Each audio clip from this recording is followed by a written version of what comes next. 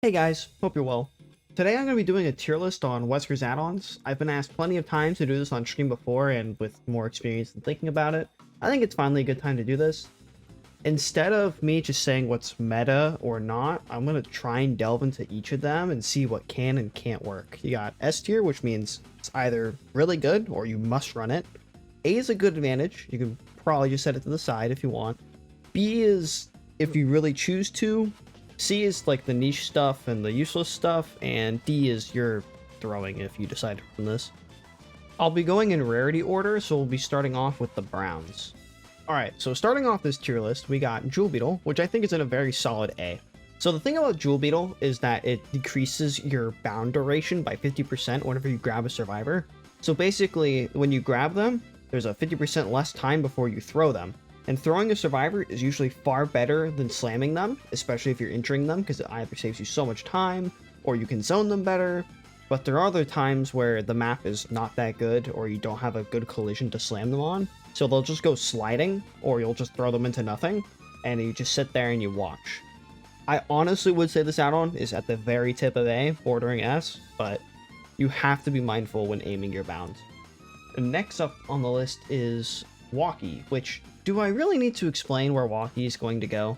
Walkie makes your first bound 20% shorter and your second bound 20% longer, which makes it so that most of the time you have to use both of your bounds in order to get a hit, which means you're in longer cooldown. And even if you miss, you'll have a longer cooldown, and you can't go for anything with your first bound, and a majority of the time you'll have to put yourself in really improper situations in order to get hits. A lot of tiles like Macmillan God Rocks or normal jungle gyms are a lot harder to get hits on simply because your first bound gives you absolutely no distance. It is not a good add-on. Next on the tier list, we have Unicorn Medallion, which is in a very solid S. So the thing about Unicorn Medallion is that it makes your first bound 20% longer and your second bound 20% shorter, but it has the complete inverse of Walkie, also in placement due to how you can play tiles, how you can zone, and how you can manage your cooldowns. So the biggest thing is that your first bound is 20% longer, so you can go for ridiculous hits, or you can go for some ridiculous plays, simply because you get more distance, so it allows you to go for it more. The biggest thing I would say about Unicorn Medallion is the distance. You lose some distance, but you make up for that in the distance that you gain from your first bound, so it just allows you to zone a lot better. And even then, let's say you zone absolutely perfectly. I got the hit with my first bound, I let them go, they start running away, and there we go. I have my second bound again, so I can go 2 bounds. It's kind of ridiculous. Next up on the tier list, we have Tendril, in which Tendril's on a solid B. I ran this during my win streak, wherein I got 483 wins, and after running a lot of games without it, there's really not much of a difference. Yeah, you're 5% faster when holding your power, that allows you to zone better, but I can zone better naturally if I have good positioning and I know what I'm doing, or I'm running Unicorn Medallion, so I'm already zoning by existing. It's kind of useful, but there's a lot better choices you can make. Alright, next up we're on the yellows, and we're starting off with Chalice, which is in the bottom of A in my opinion. So Chalice is the complete opposite of Beetle, where it extends your mid-bound by 50%, so you get to take them even further. So let's say I'm playing on Yamaoka, and you know how the corners have these tiles or jungle gyms, and they can play around that. So I snatch one of them up, and I'm aiming towards the back, and I use Chalice to carry them all the way to the other side of the edge map, throw them, and now they're zoned. Or even if I slam them, you can zone super well by carrying edge map. Instead of you having the in-chase zoning, where you can throw them at a tile and try to throw them into a dead zone or throw them into an area where it's better for you, you do the opposite, where you just take them away and take them wherever you want to go. Really good for that, but if you're going for the zoning more of, you should be running Beetle. Next up on the tier list, we got Lion Medallion, which is honestly in the mostly niche. It extends the throw by 30%. So if I throw a survivor, let's say I'm running Jewel Beetle actually, as a matter of fact, I throw the survivor, they're going to go 30% further. So in a lot of areas, I can secure the throw no matter what, but there might be that little edge where I might not hit them, or I want them to hit a certain thing, so I use Lion Medallion and throw them there. But the thing about Lion Medallion is if you miss even harder, giving them even more distance. And even if you do throw them further and they secure a hit, they're still further from you. If you're gonna be zoning, you might as well run Chalice if you're gonna do that. It's okay. It's okay, honestly. Alright, so next up on the tier list, we have Bullhorn, which is in a very solid niche. Bullhorn makes it so that whenever someone disinfects, they are oblivious for 30 seconds, which doesn't sound too bad, but you already have dark sunglasses, which is way better at that job and outclasses it in almost every regard. It's good if you're making like an undetectable or oblivious build, but there are far better add-ons that you can run and far better perks you can run if you're making a build around that. Mostly niche. Alright, so next up on the tier list is Loose Crank, which is in niche / useless. I would put it in detrimental, but it does give you an actual boost, so there is that. So Loose Crank makes it so that your movement speed during your mid bound is 8% faster, which sounds pretty good, except for the fact you move at 69%, which means you're only moving at you're moving at like 77%, which gives you nothing. It gives you 1.5 meters. You're not getting much more distance. There's so many better add-ons than Crank. Alright, and for the last of the yellows, we got Gloves, which I'm putting right below Beetle. So Gloves makes it so that your cooldown is 10% faster, and it's really good if you're zoning properly and you're being more rewarded for your power management. It also has the added bonus, because with your base kit, whenever you infect someone, your cooldown is 0.25 of a second faster. So if you have 3 people infected and you're running Gloves, you're going to have that 10%, and you're also going to have that 0.75 of a second. Gloves really rewards you for using your power properly, so just keep that in mind when playing. One thing I will add on too is that if you're new to Wesker, I would absolutely suggest Gloves so you can just use your power more and you can get more experience with it. Alright, so starting off with the greens, we have Video Conference Device, which I am putting right beneath Gloves and above Chalice. So a Video Conference Device makes it so that the build up of the infection meter is 30% less. So your default charges is 100 charges, and that's until your max infection. It's 0.8 of a charge per second, so it takes around 125 seconds for it to fully charge up. With VCD, it's only 87.5, which does take off quite a lot. That is very fast, but if you're good with managing infection and you're not playing against really good players, VCD isn't really needed. It's a really good advantage if you're tunneling though, because whenever someone comes off the hook and you smack them with your power, they gain 20 charges, which means that they only have 47.5 charges until they're full infect, which is really good. I don't want to understate that. That is really good if you're tunneling. Alright, so next up on the tier list, we got Red Herb, which I'm putting directly above Bullhorn. So Red Herb makes it so that each spray has an additional 2 seconds each, in which there's 6 cases and every spray takes 5 seconds. So there's 2 of each, so 5 times 12, so it's 60 seconds total of slowdown that you have for all of your sprays. With Red Herb, it's 84 seconds because it adds 24 because of the 2 times 12. But the biggest thing about that is that's so negatable. You're getting 24 seconds, but that's if you use all of your sprays, in which is all of your sprays going to be burnt in the game? No? Okay. Red Herb's not that good, but you can get a little bit of value out of it, unlike some of the other add-ons. Alright, next up on the tier list is Maiden Medallion, which, holy piece of dog shit. I would argue that Maiden Medallion is worse than Crank. So what it does is whenever you hit critical infection, you have blindness for 60 seconds. That's the add-on. That's all it is. You're just blind. You have the blindness status effect for 60 seconds whenever you're crit infected. Why would you ever run this? Bullhorn gives you more value. Crank gives you more value. Hell, in some situations, you could argue that Walkie can give you more value simply because of your second bound. What is Maiden Medallion going to do? They don't see the generators when they're full infects? Like, why are you going to go do a gen when you're full infect? It's just not that good of an add-on.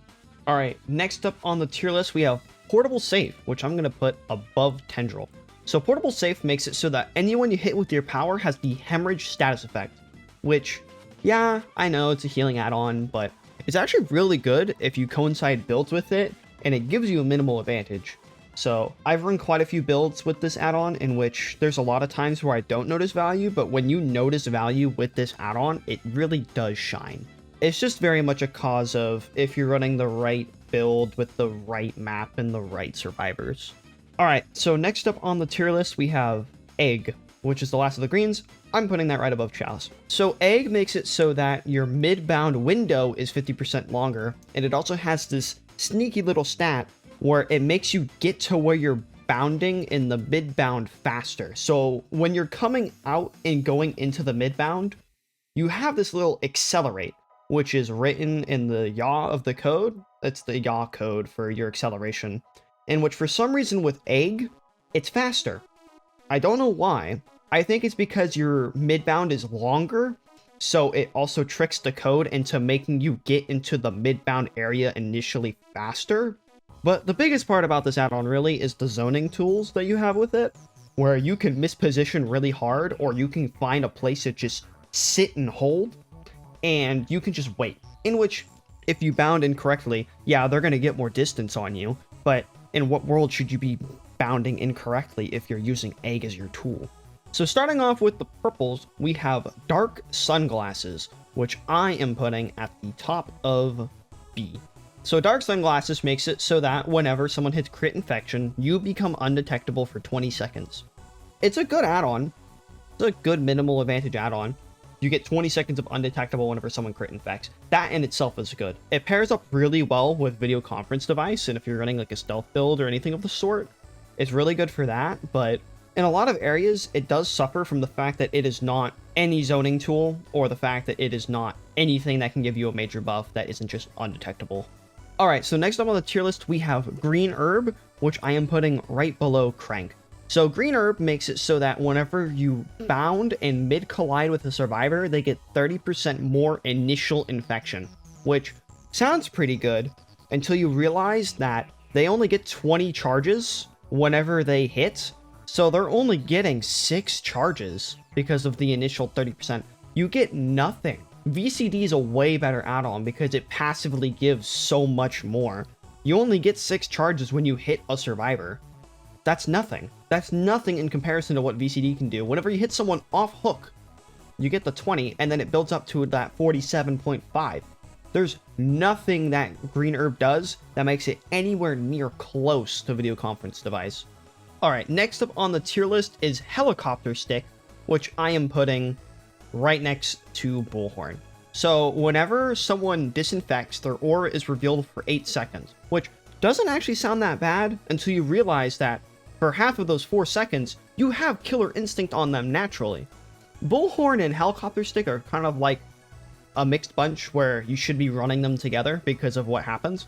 Because they get the oblivious for 30 seconds, and then you see their aura for an additional 4 seconds after the killer instinct ends. There's not really much that the add-on does that your base kit doesn't already do, but it's a fun little combo you can run if you really want to spice some things up. And last up on the purples is Ouroboros Vial, which I am putting above these two. So the thing about Ouroboros Vial is the information you get from the full infection, which also means that sunglasses and Vial are also kind of like a mixed pair together. Whenever someone gets crit infected, they get their aura shown for 4 seconds. That is really good. You just know cross map, hey, that person that just had crit infection, I know where they are now.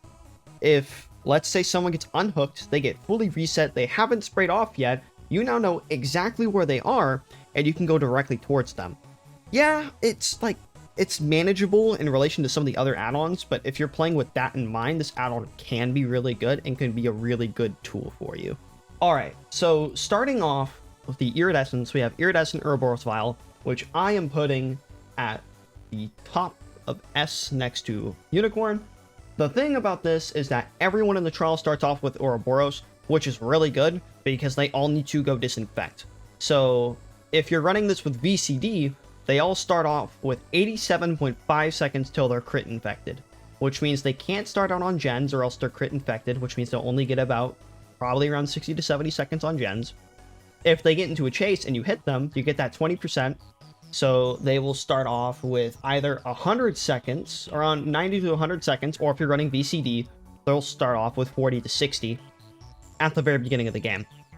And basically you can just run them down until they die.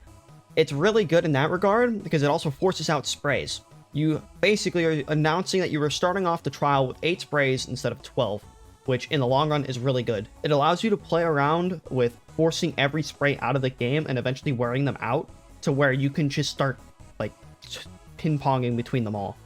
It's really, really good. And lastly, we have Lab Photo, which in my opinion, I would put as Wesker's best add-on. So the thing about lab photo is that you're not able to vault any pallet, but you break it, and you nemesis break it. You recover almost as fast as nemesis, and you can just walk up on them. And if you mix this with unicorn medallion, you just become this turbo zoning machine from a long distance. Nowadays, you're not ever going to get a hit from vaulting a pallet. They're either going to do the tech where they can go through you and vault back, and now you've wasted so much time because now you have to break that, or they're just going to make a window, or they're going to make another tile. There's no reason for you to use your power to vault a pallet. This allows you to just turbo zone and allows you to break the pallet and walk them down even better than you could naturally, or if you could with brutal. It saves you a perk slot, so you can run another slowdown or an aura read, or you can just use your power to break the pallets faster. It's a really good add-on. And again, like, don't let this be a judge of what you want to run. If you're new, I would definitely suggest like gloves, chalice, egg, uni. I would suggest all of those. And there's a lot of things where you can pick and choose what you want to run. Like, sometimes I'll run bullhorn, sometimes I'll run helicopter stick. A lot of the times I'm running lion medallion for a joke, and a lot of times I'm running walkie for memes and stuff too. Again, there's a lot of things that you can get away with running on this killer, and there's so much add-on variety where a tier list really doesn't matter unless you are trying to go meta and just trying to get shit done. If anything, I would suggest you run gloves and anything in A, B, or S, in my personal opinion, but you guys choose what you want to run, and I hope all of you have a great rest of your day. Peace.